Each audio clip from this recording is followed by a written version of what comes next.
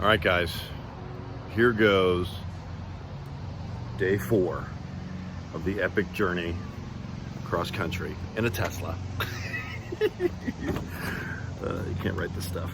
As I said before, I don't know if I'm getting bigger or cars are getting smaller, but it's getting harder and harder to get into cars. Or older for that matter.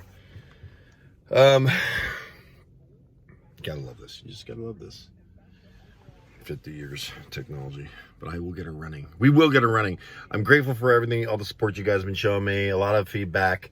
The 302 thing, I just can't believe I wasn't thinking about that. He said it was a 302, and I didn't know that the firing order was different on a 302. Well, the older 302s have the same firing order as a 289. The more modern 302s, which I believe this is a more modern engine from looking at the valves and the heads. So we're going to try the new firing order. First, we're going to try the new rotor. Very simple piece. That'd be blow my mind. Then we're going to try the new firing order. And then we're going to go for the radical move of a 180 change on the rotor pointing direction. 180 degrees. Here we go. Stay tuned. Tell your friends, your mechanic friends.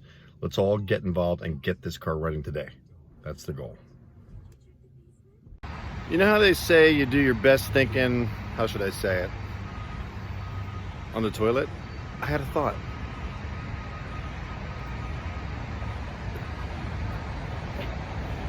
I noticed the firing order was different, and I thought it was wrong because I thought people were tampering with the car.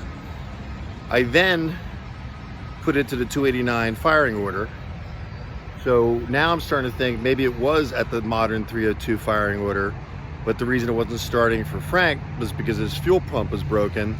Therefore, the loose screws on the carburetor make sense because he never knew it was leaking because the fuel was never getting to the carburetor, and it was showing 1/8 of a tank in the car. So I believe that Frank, in the last year of his life in 2019, every week went out and turned the car over, but never started it and must have been charging the battery. So he's been charging the battery, trying to start it every week, all of 2019, and she never ran. So they tinkered with her, but it might have all just come down to the fuel pump, guys. I'm feeling, this is, been quite a ups and down the past 4 days, but I'm feeling more optimistic about today running than any other day. So maybe it's answered prayer. We'll see.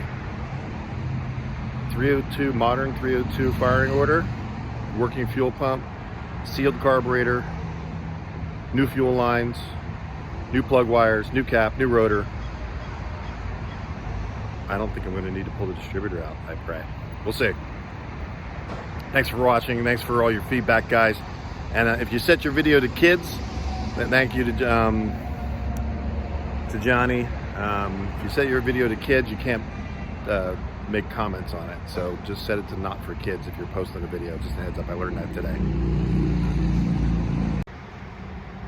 Yeah. All right, this is Rich Curtis? Yes, sir, from Mesa, Arizona. This is Rich Curtis from Mason, Arizona, and he's giving me advice. He realized, of course, he's looking at me like, why is he talking to his phone? And then tell him what you said about Route 66. You take Route 66, best chicken fried steak I've ever had was in Tucumcari, Cary, New Mexico. And it's a great place, and how many other places can you go and one waitress serves you dinner and she's in a different restaurant the next morning serving your breakfast?